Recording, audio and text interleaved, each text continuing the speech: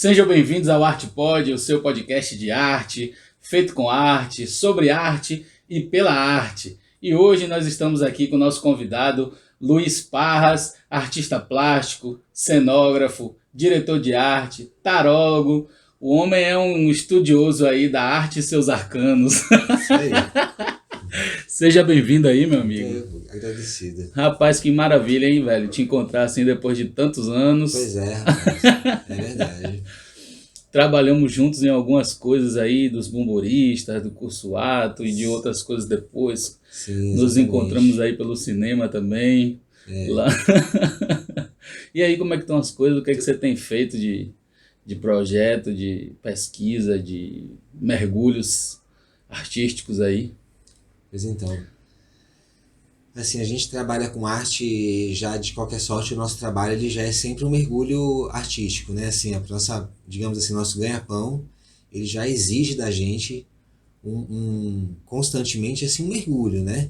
Seja do ponto de vista técnico, assim, né? Mais precisamente, que material usar, que decisão tomar em determinada relação com a matéria mesmo, né? Uhum. E isso já é do nosso trabalho, quanto epistemológico mesmo, assim, né? Digamos assim, quanto esse trabalho intelectual, né? Porque muitas vezes num trabalho de cenografia parece que não tem, né, ali uma pesquisa, mas tem um trabalho de pesquisa de história da arte, de história dos costumes, né?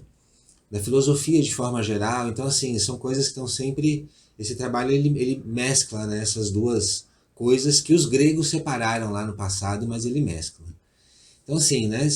Toda vez que eu fazer um filme, alguma coisa, eu tô tendo que ter ali um embate ali com essas questões, né? Sim. E isso, enfim, a gente está fazendo sempre. E do ponto de vista do meu trabalho mais pessoal, eu levo uma pesquisa, né, de algumas coisas de arte. Há 5 anos atrás eu fiz a minha primeira individual e desde lá eu venho fazendo uma pesquisa assim que transita um pouco em cima dessa temática da primeira exposição, Uhum. que chamava Paisagem Corsária. Foi na Galeria Luiz Fernando Landeiro, no Rio Vermelho. Então, ali eu tratava de uma pesquisa minha que eu tenho sobre a pirataria, sobre, né, o banditismo social, uma coisa quem me trouxe foi o Eric Robesbal, num Uhum. livro chamado Bandidos. Eu já pesquisava pirataria, li vários livros sobre pirataria moderna, né, pós-descobrimento das Américas, e aí me embrenhei nesse mundo dos bandidos, propriamente dito aqui no Nordeste, com o cangaço, né? E nessa pesquisa do cangaço, eu fico misturando um pouco com as relações que a gente tem hoje com a terra. Porque o cangaço ele surgiu por disputas de terra, principalmente, por questões de honra também e tal, mas tinha muito essa questão da posse de terra. E aí eu venho fazendo algumas instalações com esse cunho das sementes, né? Da semente crioula, desse uso da terra, do direito à terra, né? Mesclando um pouco assim com um pouco de estudo sobre as questões do MST, que estão muito em pauta também, né? Uhum. A alimentação, questão dos agrotóxicos, né? Das corporações que... Então, eu tenho um pouco desse trabalho, mas que é feito de uma forma muito dilatada, assim, queria dizer assim, né? Não é uma coisa que eu fico vivenciando cotidianamente, né? Eu vou indo e voltando, e vou produzindo essas peças. Eu fiz uma performance já com essa temática, Bandidos, que eu apresentei 2 vezes só. Eu faço uma comida em cena e tem projeções e música e coisas. E fiz uma instalação de uma exposição que eu participei no MAN, que era um banco de sementes, no qual eu produzia sementes para no final da exposição fazer uma oficina de bombas de sementes. Porra, que massa, velho. Então tem essa brincadeira com a bomba, né? Com o cangaço, que era um movimento armado, mas agora as bombas são bombas de sementes, né? São bombas que geram vida, né? O que o MST faz é isso, né? Ele invade terra para gerar vida, renda para as pessoas, né? Cooperativistamente, assim, falando. Enfim, mas eu venho trazendo aí essas performances e tô fazendo aí, né? Mas o que está mais na ponta aí agora é essa coisa com o tarô, que é um projeto de uma oficina, um curso de cenografia, que tem o apoio do edital setorial do Estado, né? De teatro, de 2019. que por conta da pandemia não pôde ser feito na data que estava planejada, sofreu, enfim, muita coisa aconteceu, né? Uhum. Uhum. Nem o projeto não ia acontecer num espaço, hoje vai acontecer em outro, tal, enfim. E essa é uma pesquisa que eu sempre desenvolvi paralela a tudo que eu fiz na minha vida, que é a pesquisa do tarô, né? Que começou lá atrás, há 25 anos atrás, mais ou menos quando eu comecei a desenvolver o estudo de cenografia. Porra, eu pensei que o tarô era uma coisa mais recente pra você. Mas tá lá na base mesmo da sua. Eu já tive assim a minha vertente com o tarô lá na adolescência, quando eu comecei a ler Paulo Coelho, Aham. os escritores espíritas, na família Gasparetto, né, Zíbia Gasparetto e tal. Então o tarô também entrou naquele bolo lá. Eu cheguei a desenhar um tarô naquela época, né, que eu sempre gostei de pintar e desenhar. Mas isso ficou um pouco apagado. Eu voltei a estudar porque eu conheci o livro nessa época, né, quando eu comecei, há uns 25 anos atrás, o Jung e o tarô. Sim. Eu li o livro e comecei a ver que o tarô tinha uma outra possibilidade, digamos assim, né? Mas há 10 anos eu venho fazendo. Aí eu resolvi, depois de ver o livro do Jung, aí eu li o livro do Rodorovsky, do cineasta, né? Sim. Alejandro Rodorovsky, o Caminho do Tarô, né? E aí eu falei assim: não, pô, esse negócio tá muito recorrente na minha vida, né? Assim, já teve lá atrás, eu já desenhei esse negócio, depois teve o Jung, agora vem com o Jodorowsky, né? Justamente no momento em que o cinema tá tão forte na minha vida, né? Era assim, uma transição ali que eu tava parando de fazer outras coisas e me dedicando mais ao cinema, né? Digamos, profissionalmente. Sim. Então eu ali, né, muito envolvido com o cinema, com a obra do Jodorowsky, assim, estudando muito aquilo ali, descobri essa onda dele com o tarô e aí comecei a estudar o tarô. Assim, de um outro ponto de vista, digamos assim, né? Que tem uma relação com a psicologia analítica e com a história da arte. Né? Muito cercado ali desse lugar. Rapaz, recentemente eu descobri um documentário dele e com ele, chamado Psicomagia. Você já viu esse? Esse ainda não assisti, mas eu tô ligado. Cara, que trabalho incrível, assim. Que é uma maneira que ele encontrou de transformar a arte, a atuação, o tarô, o esoterismo, aquilo que ele pesquisa numa forma terapêutica própria. Sim, Vale a exatamente. pena você dar uma olhada, velho. É Não, muito total, esse aí legal. já tá na mira. Essa eu descobri recente aí. A obra toda dele, de alguma forma, assim, né, foi permeada por esses signos, né, por esses arquétipos, por esse estudo arquetípico, né. O próprio livro dele tem muita coisa do livro do Jung, mas como ele estudou muito essa questão simbólica, né, e ele é um artista, né, É. então ele, na construção dos filmes dele, né, ele usa muito dessas relações arquetípicas, né, daquilo que a gente tem aversão e daquilo que a gente tem profundo afeto, né? Questões que são da infância, da memória, e depois ele traz para questões muito mitológicas, né? Que são muito simbólicas, fantásticas até. Isso é muito forte, né? Então Muito. é muito essa questão do inconsciente, do consciente, do inconsciente, né? Que o Jung traz. Tem uma obra dele que foi dividida em três, uma obra de quadrinhos, que é ele e Moebius, Sim. que é o Incal. O Incal. Incal antes do Incal e depois do Incal. Tem uma editora brasileira que lançou agora os três. E eu descobri que o Taika Waititi vai fazer o filme do Incal. Uau, que incrível. É. Que sensacional, porque o Incal também é uma referência, né? Dessa dupla aí, né? E é todo simbólico, velho. Todo Exatamente. simbólico. Sim, o trabalho dele é muito poderoso nesse sentido, né? O penúltimo, se eu não me engano, que é o Poesia Sem Fim, né? Se eu não me Acho que é. engano. Ele conta muito, assim, dessa relação dele com o tarô, né? Quando ele descobre a carta no seio da mãe e tal, assim, ele conta muito no livro dele essas histórias que tá nesse filme. Uhum. E que fala dessa relação, né? Com o pai, com aquele lugarejo e tal. Ele era um menino meio contido, né? E ele conta muito disso, desse encontro com a poesia também, porque a psicomagia dele Tem uma questão muito forte com a poesia, né? Com a poética, não com a poesia propriamente dita da escrita, né? Do poeta que escreve e a gente lê, ou que você vai num recital e absorve através da própria voz do poeta o seu poema, mas o poema enquanto símbolo, né? Enquanto imagem. Né? Então a poesia que ele traz naquelas imagens, naqueles conflitos dos filmes dele, são assim com esse poder do arquétipo, né? Da alegoria. Sim. É mais complexo que o símbolo, né? Então assim é alegórico quase assim, né? Quase como um mito mesmo, né? Então ele pegou essa capacidade de te levar quase ao extremo na relação com a imagem, né? A imagem te atravessa mesmo, né? E transformou isso numa terapia, né? Numa coisa para ajudar as pessoas, assim, um negócio muito interessante, né? O próprio tarô, ele usa muito de forma para ajudar as pessoas, né? Outros artistas já fizeram isso. A Lígia Clark, por exemplo, aqui no Brasil, já nos anos 50 e 60, ela teve um afastamento desse mundo da arte, né? Do mainstream da arte, assim, digamos, e se conteve lá numa experiência que ela começou a desenvolver com os objetos relacionais, que eram objetos que ela usava mesmo como terapia com as pessoas, que as pessoas podiam usar.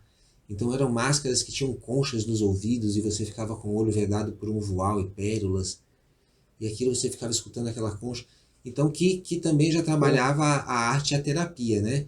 Outros artistas eu não vou saber falar de outros aqui, mas provavelmente outros artistas, a Anísia da Silveira, assim, né? Não enquanto artista, mas enquanto terapeuta, né? Pesquisadora, usou muito, né? Criou o Museu do Inconsciente no Rio de Janeiro, né? Então, essa relação da arte com a capacidade de transformar esses diferentes, né? Os loucos, digamos assim, que convencionou chamar dessa forma, né?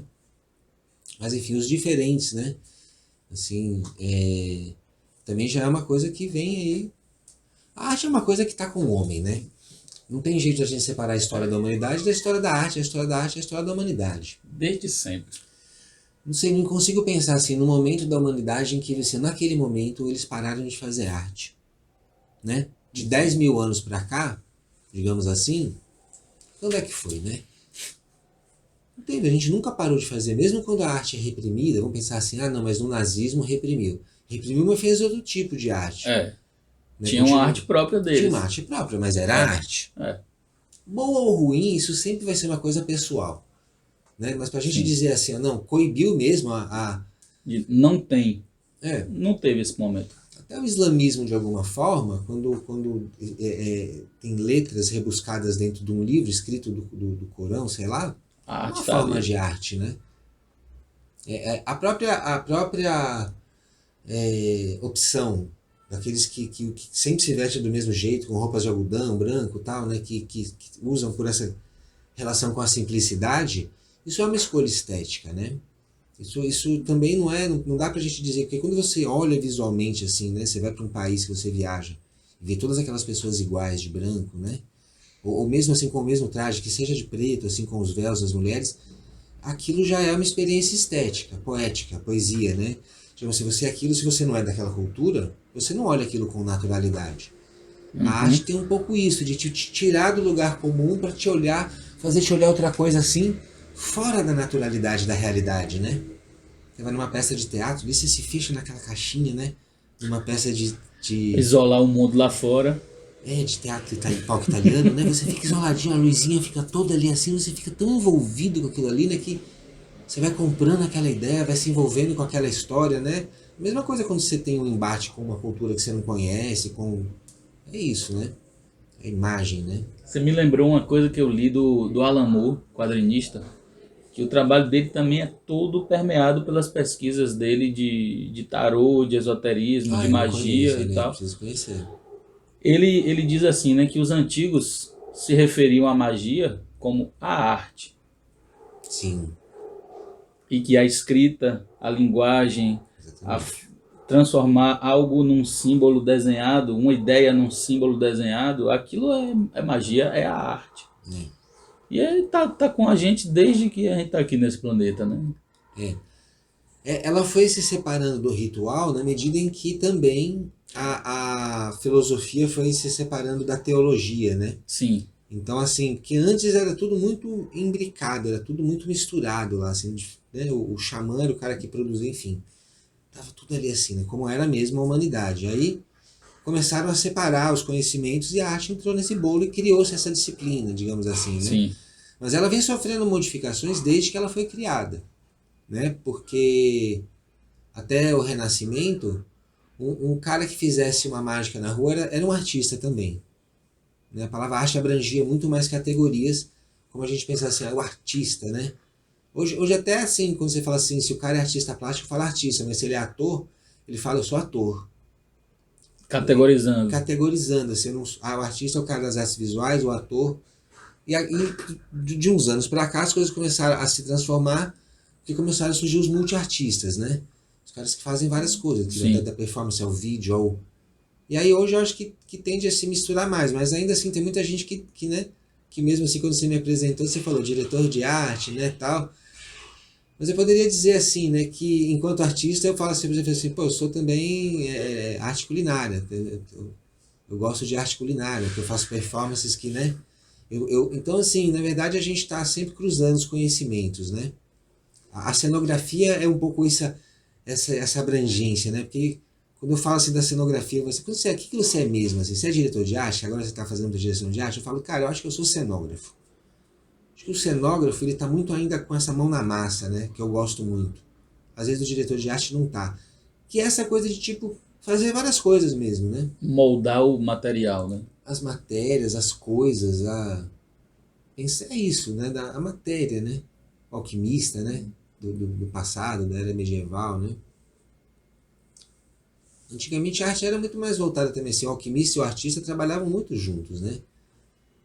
Fora dessa questão assim, Sim. digamos, esotérica também, do alquimista, o cara mágico, né, digamos assim, ele era um cientista, né? Um cientista que foram eles que descobriram os primeiros elementos da tabela periódica, né? Então, e a arte acompanhou essas coisas, né? Na medida em que os materiais foram sendo usados para produzir tintas, que tipo de pigmento, que tipo de folha de ouro, que tipo de coisas, né? Extrair o ouro naquela época da Terra tratava de uma coisa muito mais sensitiva, né? De toque, de cheiro, de olhar, porque não tinham tantos recursos para se extrair ouro da terra, né? Quando se não fossem grandes blocos, pequenos blocos, todas, o que era o ouro de tolo, né? A Né? perita. É. Então assim, esses profissionais estavam muito mais juntos, né? A arte, a magia, essas coisas estavam muito mais presentes. Aí depois do iluminismo, no caso do Ocidente, é que aí Se quebrou o pau. separou. É. Definitivamente. Você falou do Renascimento. Para mim, a ciência e a arte é a mesma coisa. Sim. Para mim, é Não, a mesma coisa. totalmente. E o Da Vinci é um cara que funde as duas em uma pessoa só, né? Sim, Em um exatamente. nível muito mais profundo, né? É, No teatro, Shakespeare. Quantas peças de Shakespeare não tem símbolos arquetípicos e sim, segredos ali escondidos nas peças dele? Muitos. A sim. Tempestade, O Sonho de uma Noite de Verão e outros, né? Não, eu acho também que a própria, assim, quando se une, assim, ali no teatro, por exemplo, imagina na época daqueles caras, quando eles se uniam para tentar resolver questões relativas à iluminação, Uhum. aos efeitos que queria dar ali com coisas para poder as pessoas, né, enfim, conseguirem detectar, ler, né, coisas ali, assim, né, assim, tipo, os rebatedores que eles usavam, né, assim, naquela época, tudo isso é muito científico também, né, a gente está trabalhando assim da refração e reflexão da luz, tudo isso está muito ali em voga do que, quando a tecnologia avança, a arte, a medicina, todas as coisas Vai avançam junto. juntas, né, tem uma, E o contrário também, porque quando o artista imagina, depois a ciência chega e transforma aquilo sim, numa lei, numa totalmente, possibilidade totalmente. contada, né? Mas é justamente assim, o Da Vinci, por exemplo, ele já tinha inventado a câmara escura, que já é um protótipo da fotografia e do cinema. Sim. Só que precisou ali, os caras que estão ali empenhados em, realmente os alquimistas, né, os caras que vão transformar a matéria, conseguir desenvolver de queimar um vidro de uma forma tão densa e grossa e a forma dele para que, por exemplo, você tenha uma lente para Sim. conseguir fazer um projetor, né? Precisou um domínio muito preciso de como rosquear metais para fazer parafusos muito mais precisos para fechar a caixa, enfim, né? Aham. A gente precisa estar sempre aliado para que as coisas sejam, né? Se você pega um grupo, por exemplo, contemporâneo, como Fura del Baus, da Espanha, né? Que faz videomappings, mega espetáculos de rua. Eles fizeram a abertura das Olimpíadas de 92, se eu não me engano, em Barcelona. Foi um mega espetáculo, assim, né? Com coisas gigantescas. Escolas de samba, assim, mega vezes você aumentado, né? Assim, eles fazem coisas absurdas, assim, na rua. Enfim, isso é possível porque você tem a tecnologia, É. né? Então, assim, a técnica, ela faz parte da história da humanidade, da nossa história. Nós somos totalmente, a partir do Neolítico, envolvidos é a nossa relação com a realidade, o desenvolvimento da tecnologia. Aqui, a gente está aqui, ó. É. Quando a gente pegar uma coisa que é para uma determinada função, tem uma forma para uma determinada função e a gente usar ela para outra função. É, Aí entra o olhar do abstrato, da arte, de transformar a coisa do utilitário é, para o sentido mais profundo, né, digamos é. assim. Sim, e talvez assim, as duas áreas que sejam totalmente responsáveis por essa relação que você está falando, né, da gente mudar o uso de uma coisa que foi inventada, seja a guerra e a comida. Porque por causa dessas duas coisas, nós demos saltos absurdos, né? Sim.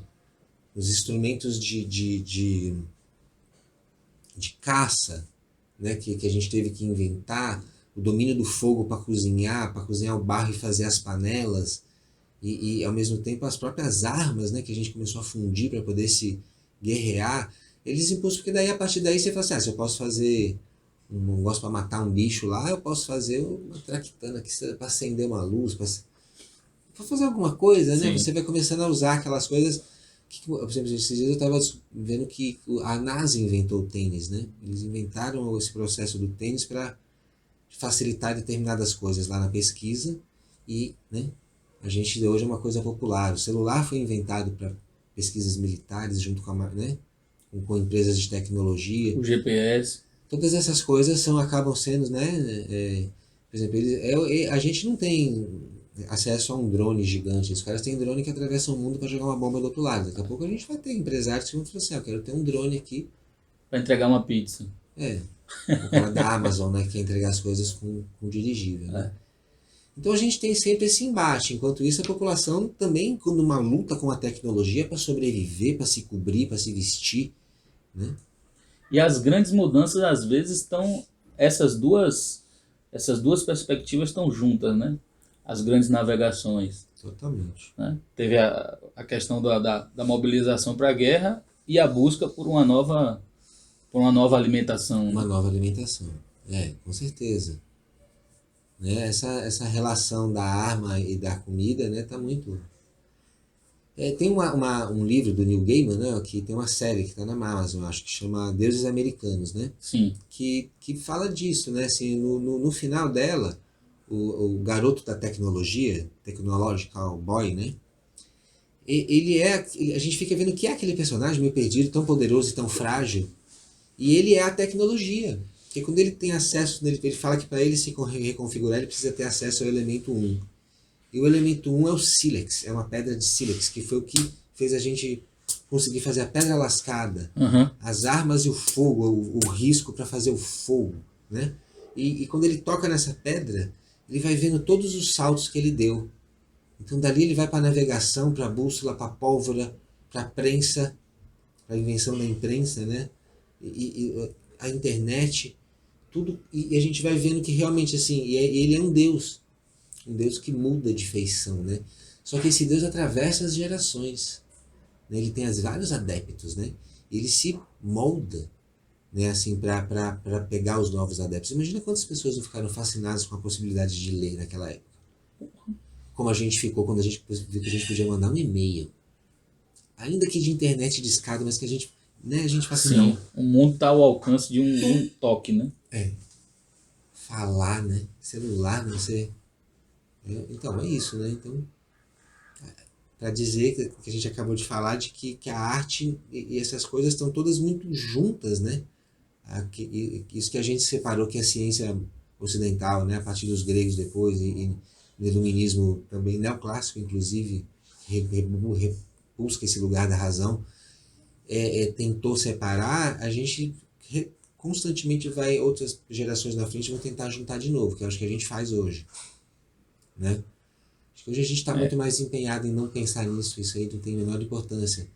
Haja visto aí tantos artistas, né, que usam de forma direta, né? Tem alguns de forma indireta, mas muitos de forma direta, né?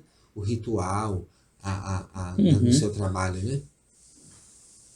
Esse é outro aspecto que eu acho também que a gente vai chegar num ponto de voltar a se juntar de novo também. A ciência, a arte e eu ia falar religião, mas é o espiritual, né? Que nunca se dissociou, mas É, sim, exatamente. Em todos esses lugares que a gente fala, né? A gente está falando, assim, da cultura, né? sim, Todas essas coisas estão no bojo da cultura, assim, né? E elas se contaminam, né? Não são coisas estanques, né? Tipo assim, existe uma estética da política. Porque sim. os políticos utilizam muito de recursos da visão, do visual, da imagem, Do né? sensorial, do Do auditivo, sensorial, do do auditivo, emocional. claro. Né? Isso é muito domínio da arte, né? Que alguns filósofos também separaram em algum momento, né? Que falou assim, não, exatamente, a gente tem a ética, a religião, a arte, a ciência, são coisas, né? Enfim, que você vai, são caixinhas, né? Mas elas são todas sempre ali, estão se permeando, estão se cruzando, né? Quando quer se cancelar uma exposição de cunho, digamos, erótico, Sim, como aconteceu recentemente, né? É quando a política se defronta, né? A própria exposição de arte erótica já é uma atitude política ali, porque vai confrontar muito o comportamento de algumas pessoas que vão ali, se quiserem. Porque se não quiser ser confrontado, é só não ir é, na exposição, né? Na peça é a mesma coisa. Você não quer ver você não quer ver os Excelsos lá fazendo aquelas coisas todas lá, né? Nas bacantes. é Enfim, só não ir lá. é só não ir lá, né? Você tem essa liberdade. Você tem esse direito, né? É, Se eu não quero, eu não vou. Se eu não quero ser convertido por uma religião, eu não vou lá na igreja. Eu não preciso proibir o culto. Deixa o culto lá, é para mim. O que estão fazendo lá dentro do culto deles é deles. Tô nem aí. Mas lá dentro tem várias questões é, políticas, várias questões estéticas, né? Acontecendo lá dentro, né? sem Enfim, dúvida. para dizer que tá tudo junto, tá tudo aqui. Né? A gente é que separa para poder entender, né? A gente separa para poder entender, para poder cumprir uma demanda de social, né? Do emprego, do que você faz, né? Não pode sair falando assim, né? Eu sou artista. O cara, na verdade, ele é um pastor. Mas se ele quiser, ele pode falar, eu sou um artista, né? Enfim, um cozinheiro, né? Ele pode até falar assim, não, eu faço arte culinária, mas eu sou cozinheiro, eu sou chefe, eu sou... Não importa a nomenclatura, mas a gente sempre vai querer dizer o que as pessoas são, né? Aí Sempre como... os rótulos. os rótulos. Aí, cara, como eu pago minhas contas fazendo cenografia e direção de arte, é a primeira coisa que eu falo. Eu vou muito nesse lugar da razão mesmo, né? Porque se as pessoas me cruzarem na rua, a coisa que elas vão mais me ver fazendo é ou num set de filmagem, ou numa reunião de trabalho de cinema ou de teatro, né? Então, assim, eu falo isso, eu sou cenógrafo e diretor. Aí eu digo, não, agora eu pinto meus trabalhos, faço performance.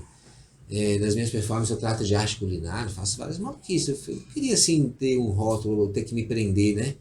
Como era muito comum em determinado momento, assim, logo quando eu comecei a fazer arte, tinha uma galera muito comentava muito assim, não, você tem que se focar, se você não focar, você não vai fazer nada direito. Eu falei assim, por quê, velho? É isso aí, Eu os penso a caras mesma faziam um coisa monte que de coisa você. lá no passado, por que eu não posso fazer também agora, né? Eu penso a mesma coisa que você. Você me lembrou um filme do Oliver Stone, aquele filme do The Doors. Lembra? Sim, Que é com lembro. o Val Kilmer Val fazendo Jim Kilmer, Morrison. total. Aí tem um momento que eles estão entrando no avião. Aí uma das pessoas da equipe deles lá tá com a câmerazinha de mão assim, filmando as pessoas entrando no avião e perguntando quem é você? Você faz o que na banda? Aí vem ele, né? Aí fala assim, você, quem é você? Eu sou o Jim. E você faz o que na banda ali? Eu sou o Jim. Maravilhoso, cara. É maravilhoso. Você não me venha com rótulo, velho. Eu sou É, eu e pronto. total, cara. É isso, é porque senão fica assim muito. Eu mesmo assim, quando as pessoas falam assim, ó, me manda seu currículo, eu falo, cara, mas você quer qual? Eu já separei, eu mesmo já separei. Tem um que eu tenho só peça de teatro, outro que eu tenho só exposições, coisas de artes visuais, aí outro que é só cinema, Porra, Parras, eu fiz a mesma coisa que você, que é só velho. publicidade, assim, imagina, assim, tipo assim, eu mesmo já fico tentando, eu mesmo me enquadrar, né? Porque eu não consigo responder de forma objetiva, então eu falo, qual? Me diga qual que eu vou te mandar aí. E se nenhum desses der, eu vou inventar um aqui, né? Fiz a mesma coisa que você, velho. É Mesma isso, coisa. né? É isso. O Jung fala, né, um pouco dessa questão do simbólico, porque como ele trata do inconsciente, né? Que para a gente falar de sonho, de mágico, e tal, a gente está falando de um lugar que não é o lugar da realidade objetiva, da qual, como essa, eu estou aqui com você, né? Não há dúvida de que nós estamos aqui juntos e não há dúvida de que nada do que está aqui realmente está aqui. Se eu quiser pegar esses bonequinhos e quebrar eles, eles vão quebrar e eles não vão voltar a ser eles. Só Sim. se a gente colar. Nesse lugar do simbólico, que é esse lugar onde trata da poesia, onde trata das religiões, das crenças, das convicções, né? Desse lugar de que a gente fala assim, nossa, que barbaridade essas pessoas acreditarem nessas coisas na política, ou na igreja católica, no candomblé, né? Que motivação maluca é essa? Se a gente, inclusive, deixa nossos filhos serem educados em escolas, embora alguns contestem, em escolas que vão lá ensinar de que, não, que a água, elas são duas junções aqui, ó, né, de alguns átomos de determinados elementos que formam uma partícula, que centenas delas, de quadrilhares delas, formam a água. É isso. Não tem outra explicação, né? Mas tem essa outra explicação que é essa que a gente recorre. Até uma pessoa que acredita piamente na ciência, e eu sou talvez uma dessas pessoas, eu acredito piamente na ciência, assim, eu sou fascinado pela ciência, né? E entendo até esse lugar talvez mágico da ciência, que existe esse lugar, né? Sim. Alguns cientistas que são mais voltados para o mistério, digamos assim, né? Eu ainda assim, se você for na minha casa, eu tenho um altar. Eu jogo tarô. Eu jogo tarô para as pessoas, e as pessoas, né, me procuram às vezes para me jogar tarô e tal, e a primeira coisa que eu falo é, obviamente, eu não vou conseguir adivinhar o seu futuro, não vou conseguir adivinhar o que vai acontecer, se você vai voltar para o seu namorado, vai conseguir um emprego, isso eu não vou conseguir. Mas eu vou te falar coisas aqui que talvez você mesmo descubra sozinho algumas respostas, né? Que é que o Jung falava dessa questão do mundo simbólico, Sim. né? Existe esse mundo inconsciente assim e que vem de tantos milênios de anos aí na nossa memória, nos nossos costumes, nos nossos gestos, né? Que a gente tem em algum lugar igual em todo mundo. Algumas coisas são muito parecidas e com todo mundo, que alguns filósofos hoje, e um historiador da arte que foi muito importante para mim, que é o Aby Warburg, é um cara alemão tal, que ele cunhou essa questão da iconologia, né, de você entender o estudo da imagem, da história da arte, também pela iconografia, vendo ali o que está na mão, que roupa está vestindo, então Uhum. isso representa tal época, assim, né, para você, então ele, né, mas além disso, o gesto, então, por exemplo, assim, né, porque isso já para falar do tarô, né, também já A embrenhar, já que a gente cor está, e a tal. cor, o gesto, né, estava assim comentando que na França e na Inglaterra tem um gesto que é pior do que mostrar o dedo do meio. Que pra gente aqui, que mostrar o dedo do meio é uma Sim. coisa, né, forte. Que lá é colocar assim o dedão entre os outros dois dedos, assim, simulando mais ou menos como você segura uma flecha. Porque em Hum. determinada guerra morreu um monte de gente por causa da arquearia de um desses dois países, que eu não me lembro qual. Então é uma ofensa você fazer isso na Inglaterra, se eu não me engano, né? Quando você quer, tipo assim, advertir mesmo uma criança ou dizer que você está sendo incisivo, você bota o seu dedo em riste, né? Então, olha que coisa curiosa, são todos gestos com os dedos, com as mãos. Sim. Essa coisa de você jogar um feitiço, né? Uhum. Os dedos. Então, esse gesto, olha só como esse gesto em coisas muito específicas, porém muito similares. É sempre afrontando, é sempre, né? Como se fosse invadindo, né? O olho, né? Tipo assim, uma coisa que tem a capacidade de apontar para os olhos. Então, quando você quer divertir uma pessoa, você aponta para os olhos, né? Você fala, meu irmão, né? Você não aponta assim, né? É, Então assim, veja que esses gestos, eles nos acompanham, né? Isso não é nem tô falando assim para pensar nessa coisa mais complexa que as pessoas acham, muitas pessoas acham mais difícil mesmo, que é o sonho, né? Que esses caras, o Freud, o Jung, estudam. É porque a diferença deles dois é que o Jung achava que não só o sonho, mas outras coisas, o ritual, por exemplo, talvez pudesse despertar ali no seu inconsciente coisas que estão apagadas e que talvez sejam fundamentais para você se curar.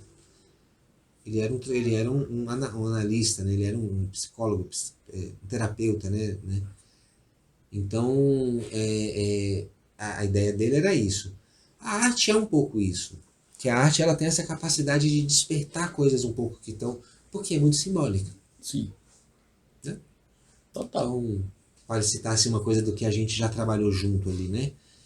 Você pega assim, um texto como O Pagador de Promessas, do Dias Gomes, né? Quando você lê o texto, cada ser humano vai ter uma materialização ali mental daquelas cenas.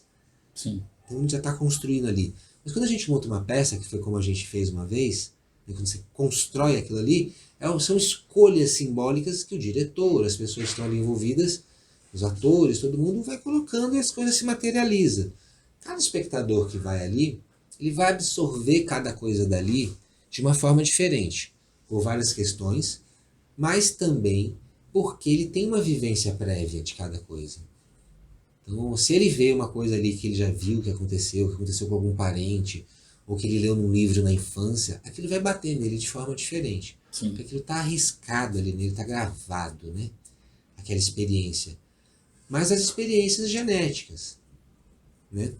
Alguns neurocientistas falam que esse sonho que todo mundo tem, né? Todo mundo um dia já sonhou que tá caindo e quando vai bater no chão, Uhum. acorda, né? Muitos acreditam que talvez sejam resquícios de quando nós dormíamos nas árvores. Que antes da gente conseguir ter essa ideia de todo mundo ali para as cavernas, né?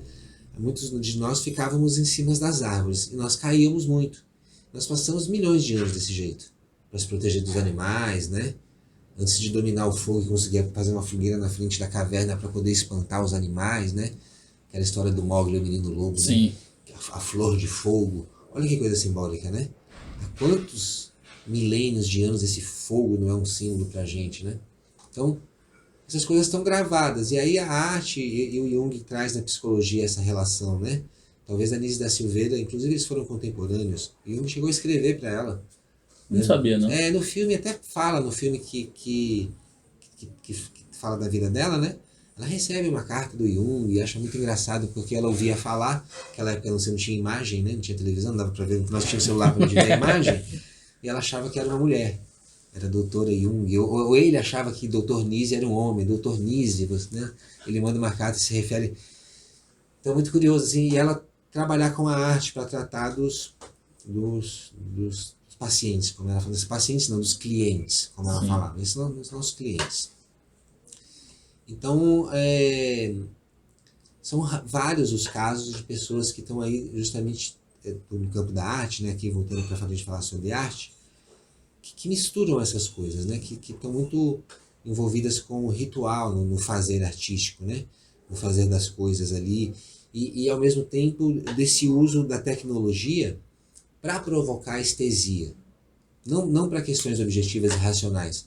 Curar uma doença, fazer um carro para as pessoas se transportarem, né? Uhum. Embora no carro tenha cor, tem o design, que é um trabalho de um artista, mas, diga-se, o uso da ciência também pro espetáculo, para a tecnologia do espetáculo, né? Imagino que não foi o avanço na feitura de filmes, a câmera digital, os cartões de memória. Né? Antigamente você fazer um filme em película era uma outra relação, né? Embora todo mundo falasse, não, mas era outra mágica. Sim, era outra mágica, mas essa outra mágica que foi inventada, que aparentemente é fria, porque não tem a revelação, porque a gente também tem muita dificuldade com o novo. Né? O novo é muito assustador, né? Ele é um Deus muito assustador. A novidade, né?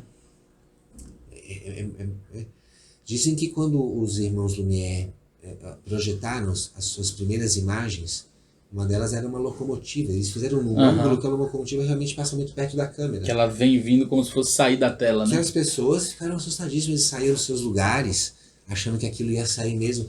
Mesmo vendo com seus próprios olhos que era só uma reprodução de uma imagem bidimensional. Sim. Não tinha tridimensionalidade. Ele tá vendo que aquilo não está se movimentando, não tem cheiro, tem um barulho, mas, né? Mas mesmo assim, porque aquilo era uma novidade projetada daquele jeito, né? Uma novidade materializada. O Stanislavski, quando ele começa o Teatro de Arte de Moscou, na primeira apresentação do Teatro de Arte de Moscou, causa uma estranheza. Ninguém bate palma, o público não teve reação. Assim, uma reação para fora, né? Sim. Era uma coisa tão esquisita, tão diferente, aquela atuação realista, né? Sim. Que eles ficaram assim, sem saber o que era aquilo. E o público saiu sem ter um aplauso, uma reação que seria natural de um público hoje, né? Sim. E eles ficaram assim, porra, velho, então toda a pesquisa que a gente fez, tudo que a gente fez, não causou nada, né? Não modificou. Aí no outro dia, gente pra cacete lá. No outro dia, gente pra cacete lá. E só aumentando o público, porque as pessoas queriam ver o que era aquilo ali, que ninguém nunca tinha feito daquele jeito, né? Sim. Até alguém entender e... Não, é muito O impressionante. novo sempre assusta, né? O novo ele é muito complexo, né? Assim, a gente viu agora aqui, por exemplo, recentemente essa questão com as vacinas, né? Essa aversão às vacinas não é uma coisa nova, então a gente viu todo esse choque. A gente teve aqui a revolta da vacina, em vários momentos assim da história da humanidade, esse problema, né? O áudio no cinema, quando foi inventado, quando teve a possibilidade da captação de voz. Não é, o cinema não precisa ser mais mudo. Teve várias pessoas, não, jamais, não vai ter poética, isso aí vai acabar com todo o mistério, que nada, que blá blá blá, aquele filme, o artista, né? Fala essa história. Então, assim, algumas novidades, algumas coisas nesse campo, assim, são realmente muito chocantes. A gente precisa de um tempo para maturar, né? Essas coisas, né? Então... E tem coisas que já tem tantos milênios e que a gente ainda não descobriu como, que ainda causa estranheza, né? A construção das pirâmides é um exemplo clássico, né? Como é que construíram aquilo naquele lugar há tantos milênios que a tecnologia que temos hoje não faz? Sim. Né? Exatamente. ainda é uma novidade a ser descoberta, né? Porque os egípcios não tinham, segundo, né, as pesquisas que se tem, eles não tinham a matemática que nós teríamos hoje para fazer aquele cálculo ali, assim, né? Mas ali teve assim, uma questão profunda das tentativas, né? As primeiras caíram todas, né? As primeiras pirâmides caíram, então eles foram fazendo ali na marra, no peito, até falar assim, não, a gente vai conseguir, né? Nós vamos conseguir fazer essa porra, isso mesmo e tal, cara. Uma persistência assim para chegar numa forma, né, que eles acreditavam que era a perfeita, que era a certa, né? A decisão certa a se tomar para representar aquilo, né? Pelo desejo daquele cara que era um deus, né? Um monte de gente morrendo para aquilo acontecer, e aquilo acontecendo, né, velho? Tipo, é isso, né? Nós somos movidos por coisas muito alucinantes, muito complexas, né? Até hoje nós somos assim, né? E até hoje tem também, assim, tem luz, eu tentava para voltar aqui para o Renascimento, assim, né, para o berço do tarô. A comédia dell'arte, ela surge justamente para ser um movimento em oposição àquele teatro espetacular do Renascimento, né, que era cheio de efeito, que era um monte de coisa, né? O Da Vinci projetava cenários que eram cidades, assim, né, que eram as coisas, né, tipo, enormes, assim, e com várias pessoas manipulando o teatro do barroco, né? Tem até um filme muito interessante que é o Vatel, um banquete para o rei, que fala de um mestre de cerimônia que viveu ali próximo à corte do rei Sol, o Luís XIV, e ele fazia mega banquetes que eram espetáculos, com esculturas de gelo nas mesas, as pessoas entravam com coreografias e passavam anjinho voando pendurado em traquitanas de corda, e os cenários levantavam sozinho do nada, e as pessoas de repente estavam dentro do Egito. Vamos fazer uma viagem para o Egito, e chegavam com as comidas, né?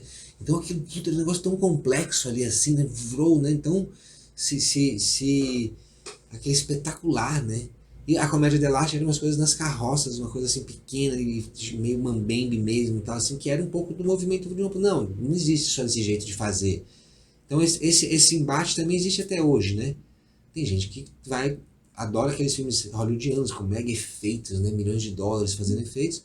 Tem gente que gosta daqueles filmes mais toscos, feitos com uma câmera na mão, às vezes no celular e tal, né? Tem lugar para tudo, né?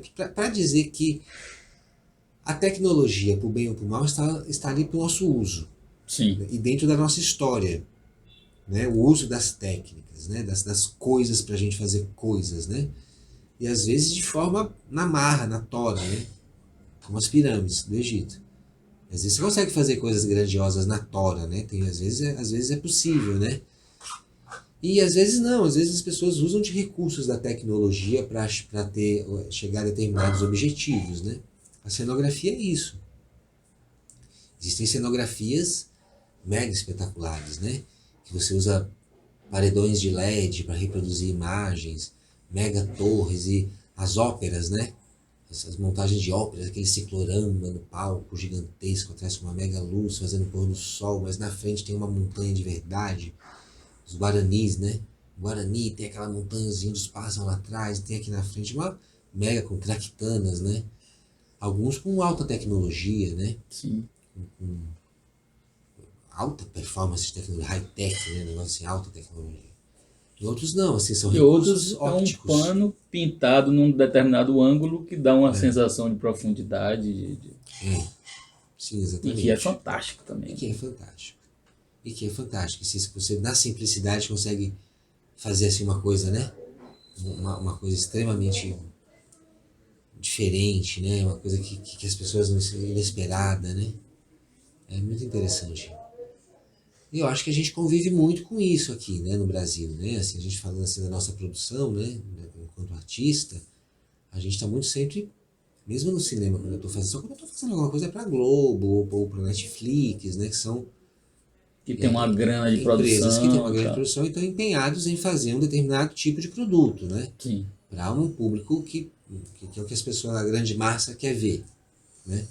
Às vezes de forma nem é assim, você pensa assim, não é uma coisa, tem 1 milhão de recursos de pós aí, né, digitais, né, de CGI, enfim,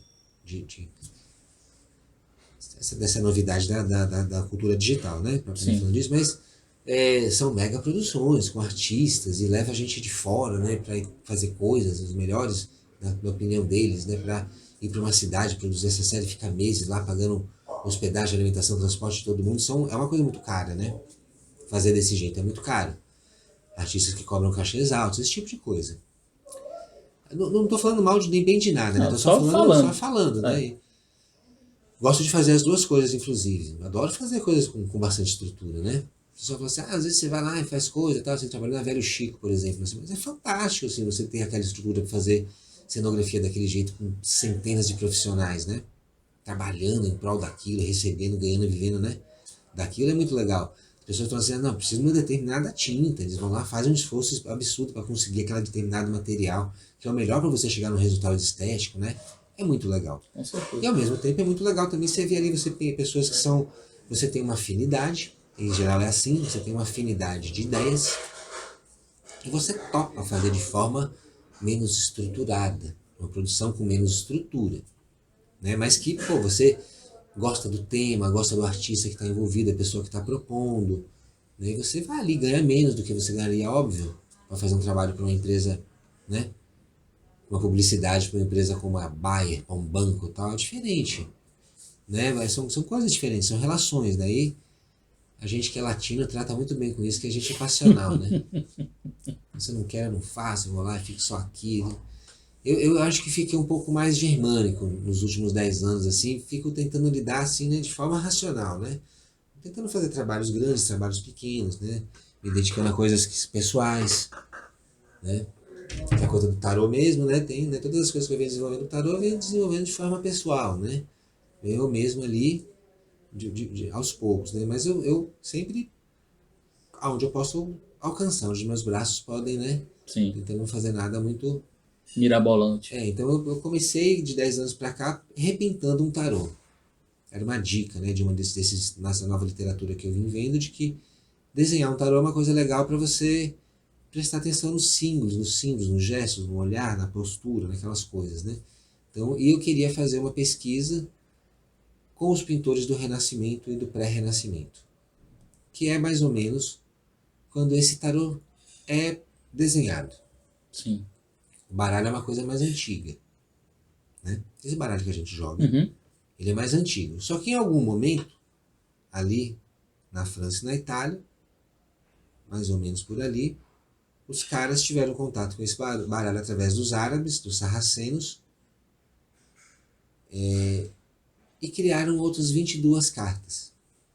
Fizeram algumas modificações, né? Incluíram uma rainha, que no baralho sarraceno, que é o que a gente tem notícia e tem exemplares mais próximos da gente, né?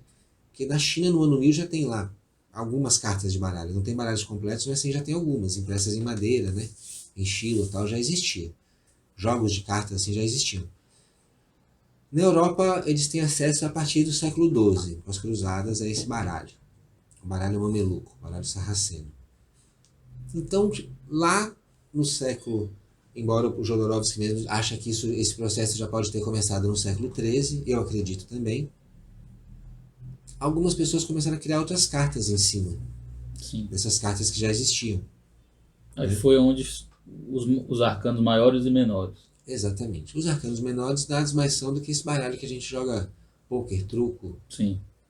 E dos arcanos maiores, só um sobreviveu a esse baralho contemporâneo que a gente, né, resistiu com o tempo, que é o louco. Que é a carta 0 do tarô, dos arcanos maiores do tarô de Marcélia, e o Joker, o Coringa, Sim. no baralho contemporâneo, que é a carta 0. Então olha aí a recorrência.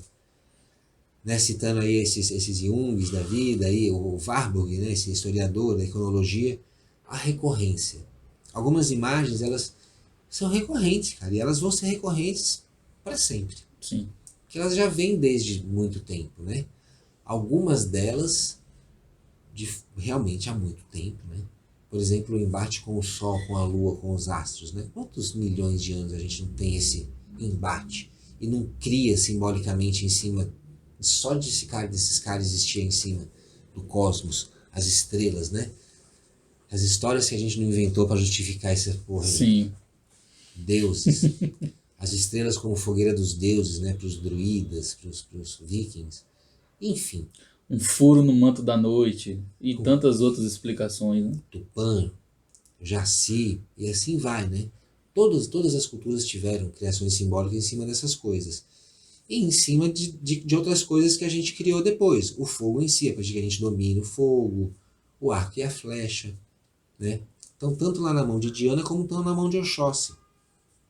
Ou de Mutalambô, a lança, né? Essas coisas, elas vão andando, né? A coroa.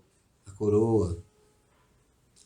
Você pega assim a questão com a justiça, por exemplo, né? As recorrências desses deuses da justiça, que tem lá então os deuses gregos e às vezes romanos, que variam, às vezes com o olho fechado, às vezes não, mas a balancinha está sempre lá.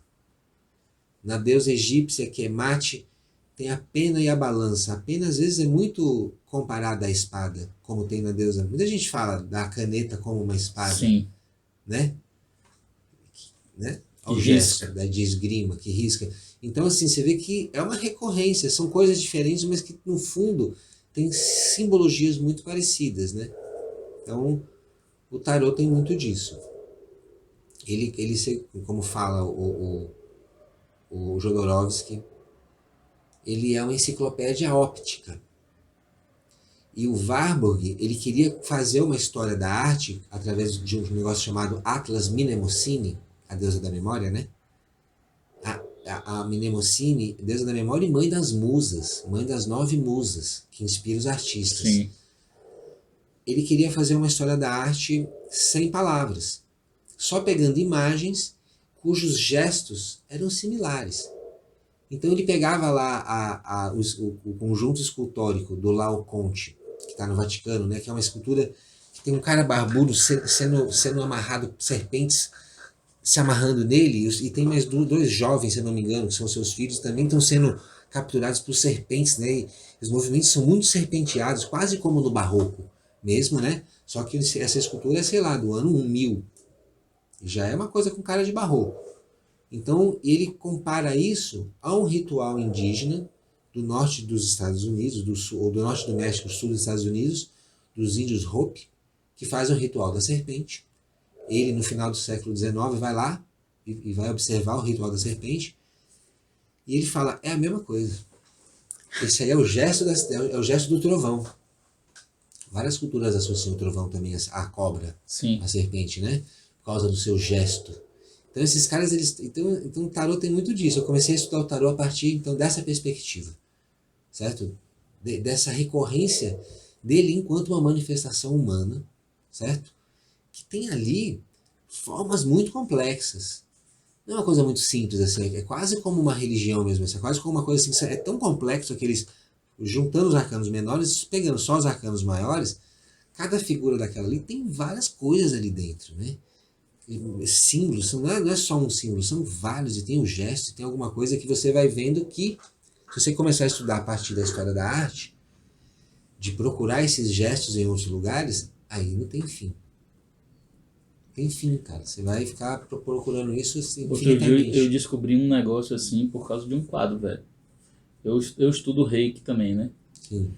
E aí teve um dia que eu reparei em alguns quadros renascentistas a figura de Jesus com as mãos para cima, assim, fazendo esse gesto assim. Esses 3 dedos apontados para cima e os outros 2 recolhidos. Aí eu vi essa imagem em algumas imagens diferentes. Depois, em outra ocasião, eu vi algumas fotos de papas da igreja abençoando as pessoas com esse mesmo gesto. Exatamente. Com esse mesmo gesto. E a mão fica de um jeito que passa batido, né? Normalmente quase escondido, né? Só para um olhar atento que percebe. Aí, um belo dia, eu resolvi fazer uma experiência com reiki com esse gesto. E o efeito é diferente. É mesmo? É. Olha que impressionante. Eu testei e vi o efeito é diferente. Você aplicar o reiki com a mão de um jeito e a outra mão fazendo o gesto, ou sem fazer o gesto, o efeito é diferente. Que impressionante. É um gesto realmente muito antigo, né? O Pantocrator, né? No cristianismo. E a gente fala novamente uma coisa com os dedos, né? Trazendo aí Exato. novamente... Na hora que você falou aquilo ali, eu Que é a arte associei. da cura, né? É uma arte, A né? imposição de mãos. Para os chineses é uma arte. Essas coisas que você faz, a acupuntura, são arte, né? Artes milenares, né? É isso, assim. Eu acho que a gente está retornando para esse lugar onde a arte é uma coisa mais ampla, mais complexa, e que elas podem se contaminar, podem se fazer parte, né? Umas das outras, e podem ser convencionais também. Não tem nada de errado quem quer continuar pintando a óleo, paisagem lá, e é aquilo. Nada de errado, tudo certo. Sim. Só que existe essa complexidade. A cultura ela tem essa complexidade, a gente tem que entender ela, né? E isso que você estava falando agora, dessa cultura Hopi com o Laocoonte, você acha que é o quê? É o inconsciente coletivo? Eu acredito que sim, diante desse meu ponto de vista, dessa literatura que eu tenho adotado Sim. mais recentemente, né, de 10 anos para cá. Que eu até prefiro falar mais do que inconsciente coletivo, porque eu realmente, embora eu estou lendo, né, já li alguns livros do Jung, eu não sou um pesquisador de psicologia analítica, né? Sim. Eu vejo outros textos sobre, vejo vídeos, óbvio, porque me interessa. Eu sou um pesquisador da arte, né? E dessa relação com o ícone, com a iconologia. Então eu diria de que isso é a recorrência.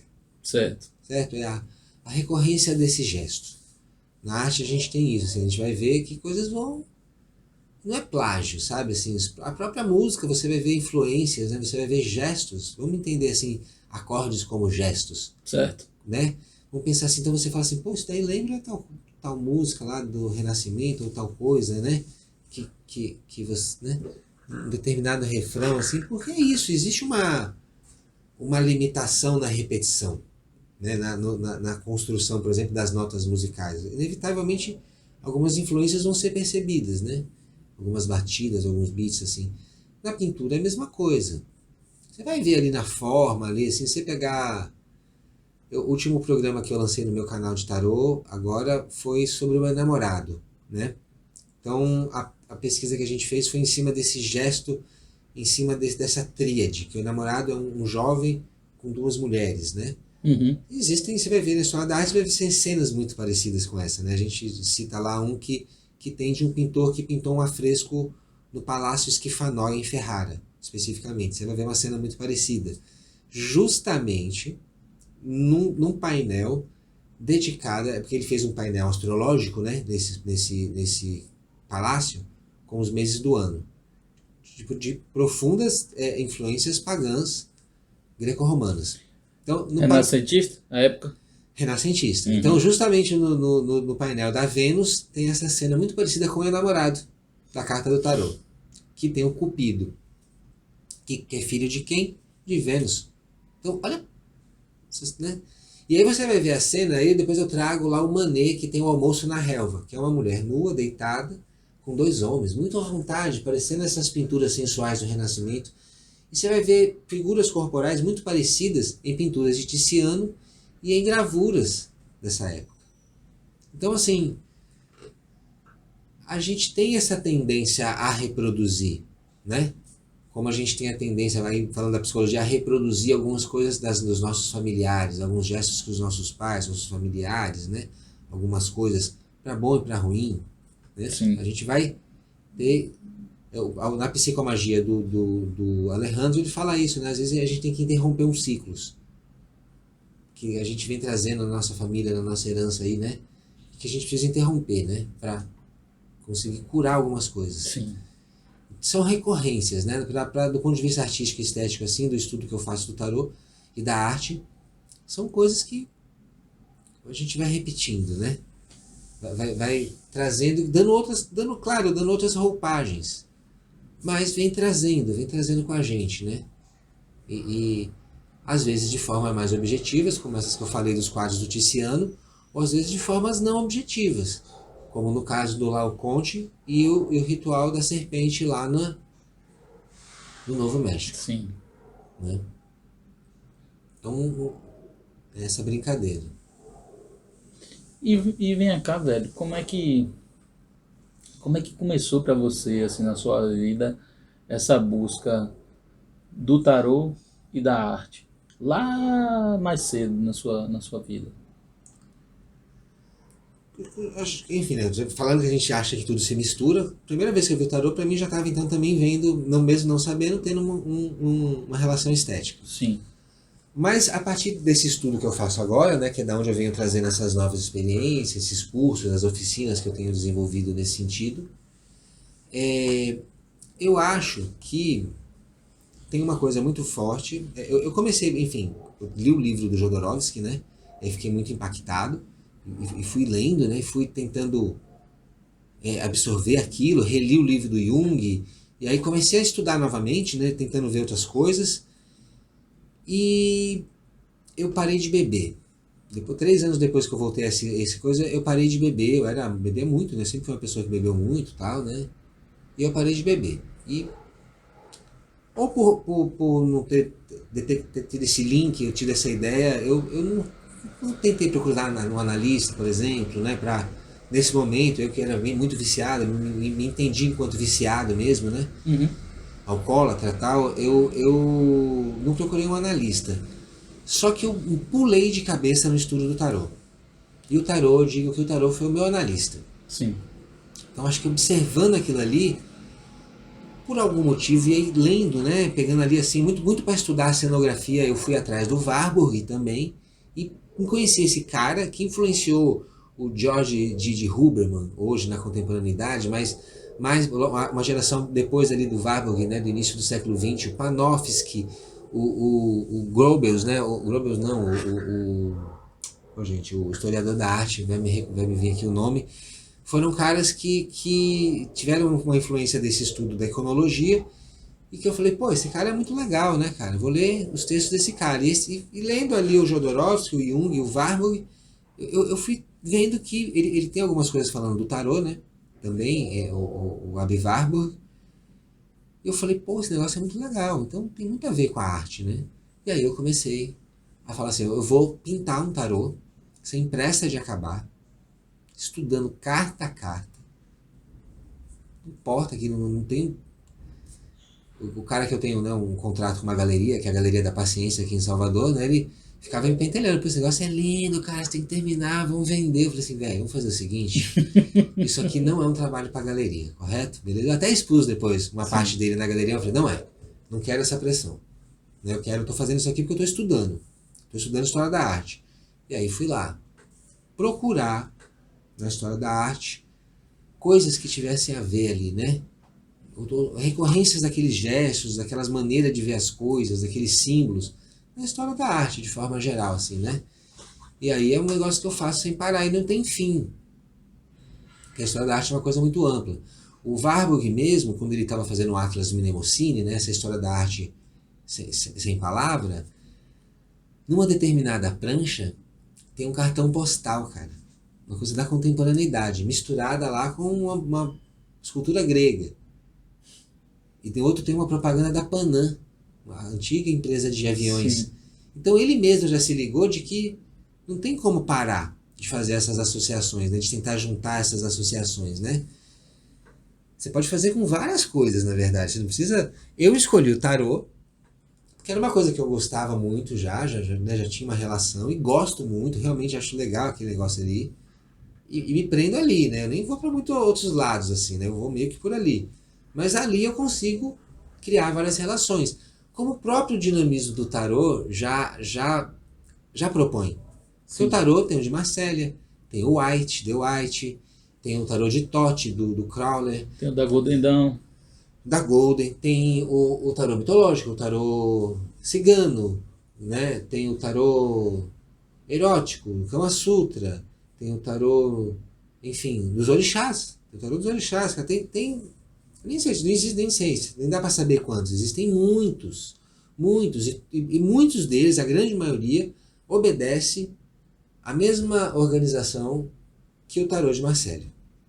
Que, digamos assim, enquanto um tarô, não o baralho de cartas, vamos separar a história desses dois momentos, é o mais antigo. Tanto o Jung quanto o Jodorowsky e outros historiadores acham que ele não é... A gente tem um mais antigo, existe um baralho, que é o Visconti Sforza, que é um baralho de 1470, que não tem propriamente dito esses nomes, a morte, o enamorado, mas já tem uma disposição de cartas de 22 arcanos, né, os menores, tal, as armas, as mesmas armas do tarô sarraceno, a espada, a clava, a moeda, né, e a taça, o copo, né, de 1470. Mas a gente tem ele porque ele era de uma família rica, que mandou um artista fazer, com folha de ouro, com blá blá blá, tinha tarôs que eram chapas de prata. As famílias ricas do Renascimento tiveram essa mania. Desenho o tarô da minha família. Aí o rei era o patriarca, a rainha era a matriarca da família, né? Eles iam fazendo os retratos dos seus personagens da corte ali, no formato da carta de tarô, né? Só que a gente não sabe quem que fez. Não existe nenhum documento para dizer... Quem foi o artista que produziu. Ou místico que criou os 22 arcanos maiores, ou a confraria, ou a corporação de ofício, Sim. ou a guilda, né? Que antes da corporação de filtros tinha a guilda. Quem que criou esses 22 arcanos? Não existia. A gente não tem como saber. A gente tem a história do baralho porque a gente tem as peças nos museus. Em Istambul, se você quiser lá ver, vai lá. Tem lá um baralho do século XII, cara. Feito com carbono 14. Todo mundo, né? Teste científico. Sim. Tá lá. Né? A gente sabe que existiu. Agora os 22 arcanos a gente não sabe. A gente sabe como que a história do baralho de jogos, na história da Europa, na história do Brasil, porque era uma coisa, era controlado. Aqui no Brasil só a imprensa real podia imprimir baralho. Tinha mais saída que livro. Jogos têm mais saída que livros. Quando os países entravam em guerras, eles aumentavam os impostos das cartas para arrecadar dinheiro, porque sabia que não ia parar de ter saída. Entendeu? Então, só que o tarô, talvez por conta de, como no Renascimento a igreja escancarou o barraco, né? Nós estamos estudando astrologia mesmo. Michelangelo meteu uma síbila na Capela Sistina, que é uma entidade da mitologia grega, romana, não é uma mitologia da mitologia judaico-cristã. Sim. Ele meteu uma síbila lá, velho. Os caras pintavam os santos em formatos em poses de deuses gregos, entendeu? Aí, tanto que uma das teses lá de Gutenberg, lá, de Wittenberg, de Lutério, Sim. a igreja, das 70 e tantas teses, a igreja de Roma está contaminada pelo paganismo. Né? E estava mesmo. E abertamente, inclusive. Sim. Ela tolerava o estudo. Várias igrejas medievais têm painéis astrológicos com os símbolos das constelações. Entendeu? Eu acho que o barroco... Associações aos 12 do Zodíaco com os 12 apóstolos. Exatamente, cara. E o tarô foi criado nesse contexto. Então ele vai ter tudo do que esses caras estavam falando. Das associações com os gregos, com os árabes. A numeração do tarô, embora seja grafada com os números romanos, ela não segue a lógica dos números romanos, ela segue a lógica dos algarismos árabes. E se ele foi inventado ali no século XIII, por aí, foi exatamente quando os algarismos foram introduzidos na Europa. O Luciano Fibonacci, no século XII. Então, algumas coisas, curiosidade. As fusões. É coincidência? Não é coincidência. As coisas estavam ali, gente, acontecendo, tudo junto, né? Então, aí ele criado ali naquele lugar, né? Cria esse baralho óptico claramente com influências pagãs, né? Vive ali no Renascimento, seu tempo áureo, só que aí vem o Barroco e vem a Inquisição. E que provavelmente foi aí que houve uma proibição da igreja desses determinados símbolos. Deve ter tido algum momento ali, os casos dos jogos milionários, né? A galera envolvida com os jogos muito ricos, até banqueiro devia ser envolvido com esse troço aí. Falou assim, não, beleza, o que está incomodando? Não, sei o que lá, não. Vamos fazer o seguinte, vamos fazer uma censurazinha aqui, ó. E aí tiraram esses símbolos, e depois eles são resgatados no século XIX, no século XVIII. No século XVIII, já no Iluminismo, em 1700, uma onda de esoterismo, por conta das guerras napoleônicas e por causa de várias coisas, das viagens marítimas, trazerem informações de outros lugares, a prensa a evoluir, poder imprimir, poder contar dessas viagens, então virou um must, né? Saber de como era a cultura na Índia, no Egito, essas coisas todas, né? Então os místicos que começaram... Essa visão esotérica do tarô só é nessa época que surge. Antes disso ele era um jogo ainda. Entendi. Então essa coisa do tarô enquanto mancia, que as mancias são mais antigas, desde que a gente existe mancia. Lê Borra de Café. Quiromancia. Existem milhões delas, abriu animal, enfim. Tem uma cacetada delas aí. Oráculos, tal. O tarô vira um oráculo no século XVIII. Com essa onda mística na Europa. Na França e na Inglaterra, mais precisamente. Né? E aí são os primeiros livros escritos sobre ele como origem. Aí começa a querer dar uma origem pro tarô. Não, porque foram alquimistas que escreveram, viajaram para o Egito, aí tem centenas de livros aí, né? Os dois mais aceitos são o do Edward White e do Aleister Crowley, né? Que fez o Todd Tarot e o Tarot White, Sim. Que é chamado também de... Rider-Waite. Isso. Por conta da pessoa que desenhou, da mulher que desenhou, né? Acho que, se não me engano, Pamela. Eu sempre confundo o nome da mulher que desenhou o Dwight e do que desenhou pro Crowley. Eu sempre confundo elas, porque na real eu não estudo esses baralhos, né? Eu li, obviamente, tal. A minha tese de conclusão de curso, meu TCC, foi sobre isso, sobre arte e o tarô, né? E a história da arte. Eu cito tudo, mas só para dizer que existe, né? Que tem essa coisa, mas... E para justificar do porquê eu quero estudar o tarô de Marselli. Sim. Por conta dessa influência do Jodorowsky e do Jung.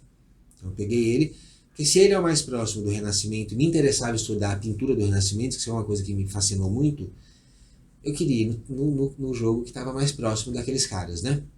Então, peguei esse baralho e aí fui fazer esse estudo, essas recorrências.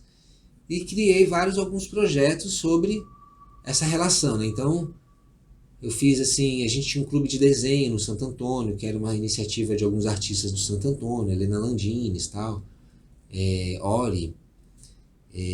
Enfim, vou falar o nome de todo mundo aqui, eu vou perder alguém, mas é um clube de desenho que se reunia para desenhar. Um dia eles falaram assim, você não quer trazer aqui a proposta da gente desenhar cartas? Eu falei, vamos embora. Aí a gente falava um pouco sobre os símbolos, sobre essas coisas, cada um tirava uma carta na sorte e desenhava. Aí eu comecei a ver esse potencial de que o tarô também pode ser, além de uma coisa para mim estudar a história da arte, para mim desenhar tarô, para mim fazer coisas, fazer outras coisas, né? Começou a me dar vontade de fazer outras coisas. Eu já tinha pintado um tarô inteiro, né? Assim, eu terminei ele inclusive na pandemia, já que peguei Covid, tive que ficar trancado 10 dias, terminei o tarô que eu pintei.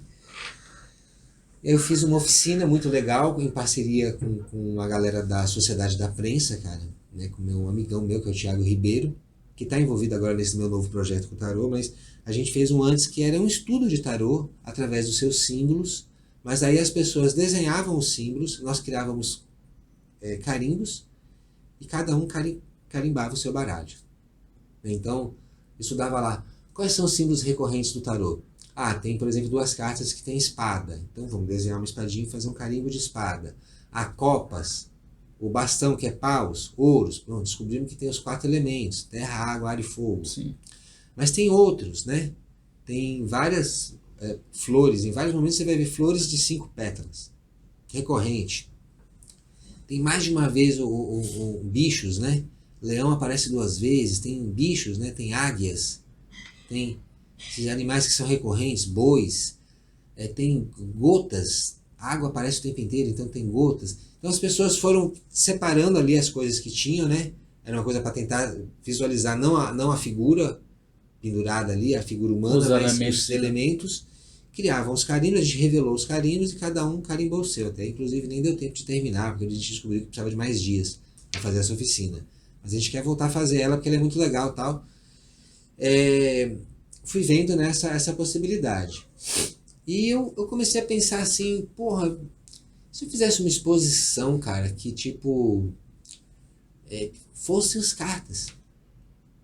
Uma exposição assim, tipo, pode ser de objetos, assim, porque essa é a minha primeira exposição individual que eu fiz sobre a pirataria, tinha de tudo, cara. Eu não gosto de fazer uma coisa só, não. Tinha vídeo, tinha performance, tinha escultura, tinha pintura, tinha uma porrada de coisa. Multilinguagem. Né? Tinha um monte de coisa, cara. Eu não gosto de ficar fazendo uma coisa só, não. Aí tal, pensei assim, pode ter um objeto, pode ser uma carta, outro pode ser uma instalação. Só que eu nunca consegui materializar isso, dar muitos passos com isso. Eu acho que talvez por causa do Warburg que eu fui estudar por conta da cenografia, eu descobri que tinha alguns textos dele sobre um casamento que durou uma semana, a festa durou uma semana da família Médici. Eles fizeram uma coisa chamada intermezos. Eu descobri esse negócio de intermezzo, eu falei assim, pô, me interessa isso, eu quero estudar isso. E descobri que o Warburg tinha um texto sobre esse negócio, porque ele encontrou o livro de notas do cara que fez a contabilidade do espetáculo. Então ele sabia quanto tudo pagou. Que tinha sido feito. Tudo, os tecidos que foram comprados, o tipo de tecido, as esculturas de como foram feitas, se foi de gesso, se foi de papietagem, quanto custou, quem foi o artista, quem desenhou, quem projetou, quem fez a traquitana, quem fez a comida. Tudo lá no livro de contabilidade, cara. Ele reconstruiu o espetáculo através de um livro de contabilidade. Eu li esse texto, né? Falei, porra, sensacional, porque eles fizeram uma grande manifestação pagã no casamento, assim, com direito à luta de Apolo com dragões, resgatando, materializando em forma de peças públicas, né? Aquele teatro medieval público, né? Na rua e tal. E tinha, aí, no intervalo tinham festas e apresentações de música, um mega espetáculo, multishow, assim, por causa de um casamento, de 2 nobres, que era muito esperado, unia 2 famílias extremamente milionárias, era tipo assim... Não é um acontecimento. Um acontecimento. Como acontece hoje, né? Esses famosos casos fazem uma mega festa. Sim. Caetano fez aniversário, fez um mega show pros amigos famosos. É da gente isso, né? Sim. Então eu fui estudar isso e vi essa coisa, aí li outros textos dele, vi que ele falava de tarô, fui misturando as coisas, mas aí fiquei com isso na cabeça, aí pirei um dia assim, nem me lembro quando, mas eu pirei assim, tipo, rapaz, eu estudava uma oficina fenomenal de cenografia, velho.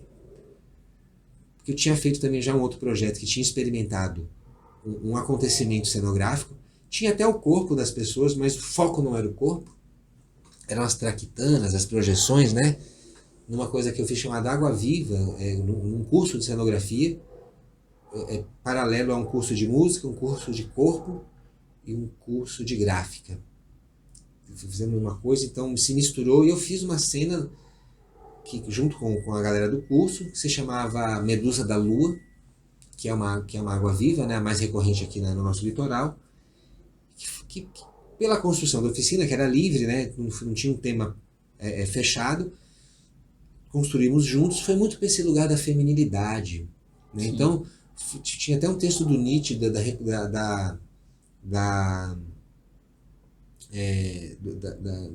retorno, né, do eterno retorno, Uhum. mas era todo ilustrado com cenas de fecundação, né, dessas imagens macro de fecundações e gerações de fetos.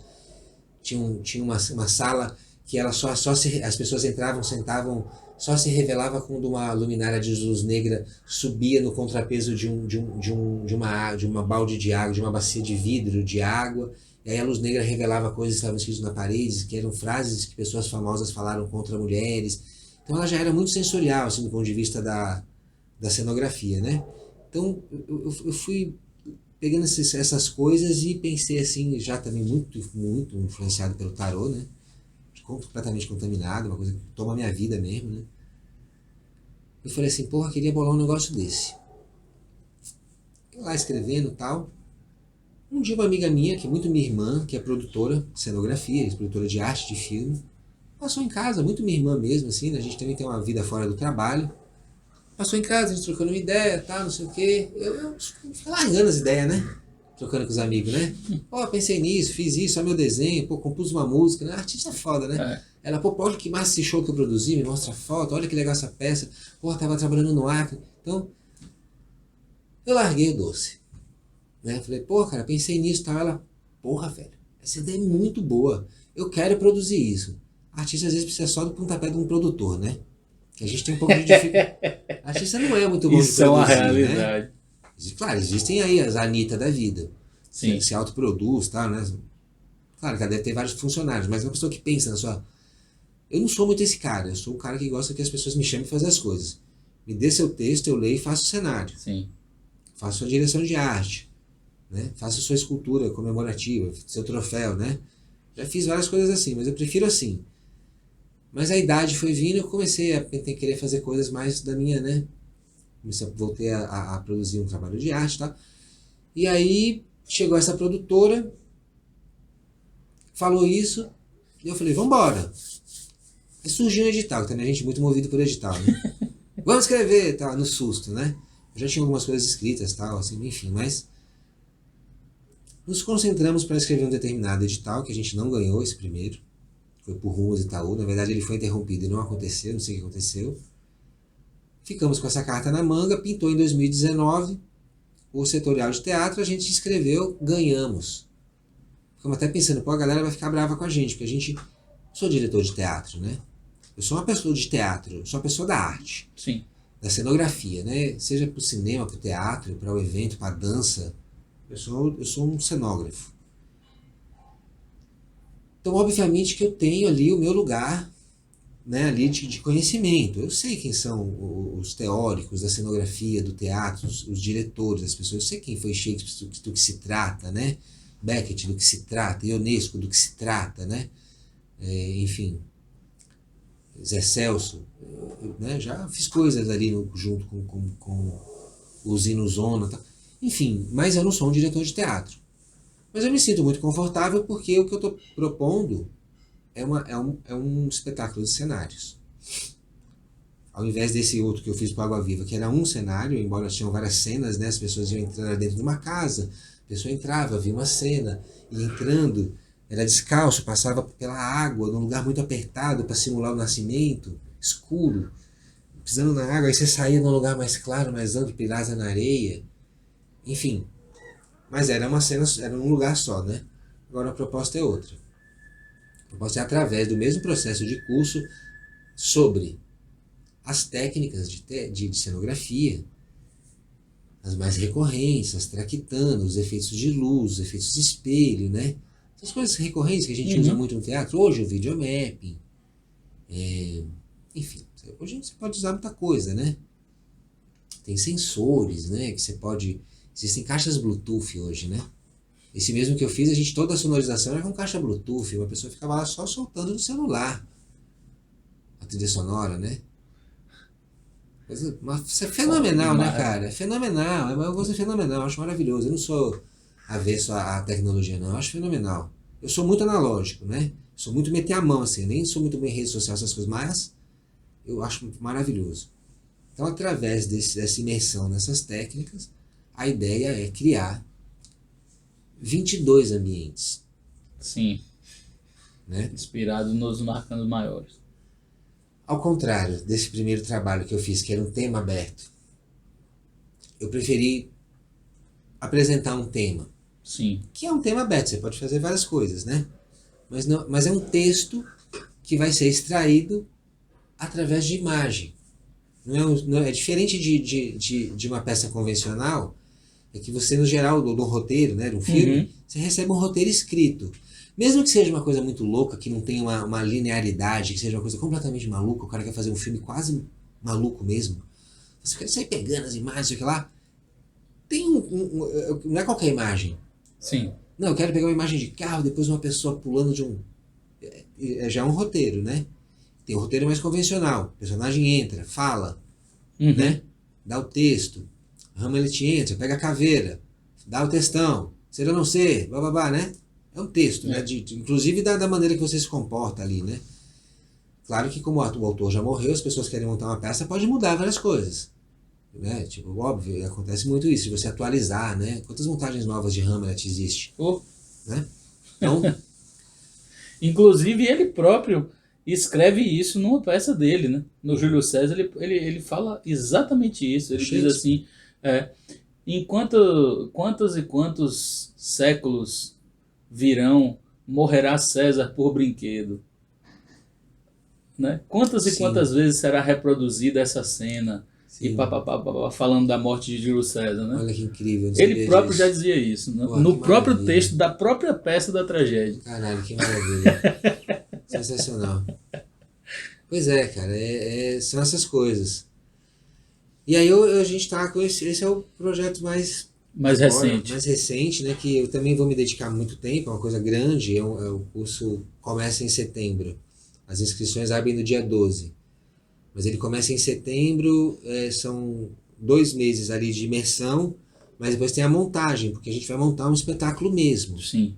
Né, que vai acontecer no Teatro Castro Alves, nos lugares externos do teatro, e que as pessoas vão lá para fazer um jogo. Então cada pessoa vai tirar uma carta, e essa carta vai dar direito a ela ver um número X de ambientes. Ninguém vai poder ver todos. Estou dando spoiler aqui. Se for uma vez só, vai ser assim. Cada vez que ela for ver, ela vai passar por esse processo. Exatamente. Que massa. Então é uma coisa assim, justamente como acontece num jogo. E esses cenários serão feitos pelas pessoas que participarem do curso, né? Através de... Vão ser vários oficineiros, tal, eu sou um deles, tal. A Patrícia, que é essa minha amiga, Patrícia Bessa, que foi essa produtora, né? Que disse assim, não, eu tô a fim de produzir isso daí, tá junto comigo também. A gente tem a Tainá Malman, na produção executiva, que são os seus cabeças ali que estão envolvidos, mas ao decorrer do processo a gente vai ter outros oficineiros, que vão ser determinados pela demanda da turma. Sim. A gente pensou em construir tal coisa. O que a gente precisa? Ninguém sabe? Vamos chamar alguém para ensinar. Né? Show de bola, velho. Seja lá o que for, a gente nem sabe o que vai ser ainda, mas... Um aquário de vidro gigante, sei lá. Por exemplo, né? Sim. Se vai ser uma traquitana, se vai ser um videomapping, uma edição de som, ou iluminação. Talvez sejam todas essas mais básicas do teatro, a luz, né? A traquitana do cenário, tal, assim, esse tipo de coisa, a serralheria, a carpintaria, a vidraçaria, né? Essas coisas, ou essas coisas mais contemporâneas, né? Dessas tecnologias contemporâneas, videomapping, efeitos sonoros, construção de efeitos sonoros mesmo, que hoje, antigamente você tinha que ir para um estúdio, gravar, hoje em dia você faz tudo no computador. Né? Então, assim, tudo muito à mão, né? Exatamente. Então essas pessoas que vão ser agregadas no decorrer do processo vão vir muito nesse lugar pelas demandas que a turma vai trazer, né? Através dessa imersão na cenografia e no tarô. Depois no espetáculo. No tarô de Que Marcelo. maravilha, velho, de fuder esse projeto. Estamos muito empolgados aí. Porra, Esse começa quando? Agora em setembro. Começa em setembro. Maravilhoso, velho. Maravilhoso mesmo. E vai abrir para o público em geral se inscrever, não só gente que tenha experiência com arte, com... Não. Claro que assim, a expectativa é que a gente tenha pessoas que tenham seu interesse em algumas áreas de estudo do conhecimento, né? Uhum. Mas obviamente que as pessoas ligadas à tecnologia, por exemplo, são, pra gente, enquanto artista amplo, né? Aberto, são artistas também, né? Sem dúvida. Não importa, assim, não estou falando propriamente de quem é do teatro, né? Sim. Ou das artes visuais, ou do cinema, não. Qualquer outra pessoa que tenha interesse nas artes, mas que desenvolva outras tecnologias, né? Super bem-vindo, né? Porque eu acho que a ideia é montar uma turma bem eclética, né? Show Para de poder bola. fazer um cruzamento de conhecimentos bem interessante. Porra, velho, já tô querendo. Ah, que bom, cara. Que ótimo. Excelente. Show de bola, velho. Porra, meu irmão. Porra, eu só tenho a lhe agradecer por você ter vindo aí, bater esse papo aí, velho. Pô, eu achei sensacional, cara. Quando a gente se reencontrar depois de tanto tempo e, obviamente, poder falar, né? Porque o que a gente quer agora um pouco também, assim, é também poder, né? Falar, assim, do espetáculo, com um projeto que a gente está muito empenhado, vamos gastar bastante tempo, tem muita gente envolvida, muita gente bacana envolvida, né? Então, pô, queria chamar a galera para seguir as redes sociais, né? Claro, velho. Espetáculo Tarô, lá no Instagram e no Facebook, por enquanto são os canais que a gente tem. E o Instagram do espetáculo é o seu ou é do próprio espetáculo? Não, é o do próprio espetáculo. Então, dê o serviço aí. É isso aí. Então, espetáculo.tarô vai chegar lá na nossa página do Insta e do Facebook. E do meu trabalho com tarô tem o meu canal do YouTube, que é Luiz Parras, né? Luiz com S, Parras, tudo junto. Chega lá no meu canal do YouTube, que é um canal dedicado a esse estudo do tarô e da imagem, da arte, da psicologia, né? Então, convido aí todo mundo para conhecer um pouquinho mais. Maravilhoso, velho. E eu me agradeço muito a presença, o convite. Pô, velho, gostei demais desse projeto aí seu. Que massa. Tomara que tenham outras edições também, com outras inspirações. E, porra, acho que você é um desses aí, viu, velho? Vamos ver aí. Só vai depender do cronograma meu. Porque a vontade... Super feliz. Eu já tô. Que bom, cara. É isso aí que a gente quer, que ela fique instigada mesmo. Porra, pirei aqui, velho. Achei demais essa ideia. De você massa. construir a peça a partir do cenário e esse cenário ser a partir dos arcanos do tarô. Exato. E do público chegar lá na hora e ser como você falou, que eu não vou ficar dando spoiler não, que você já deu o spoiler.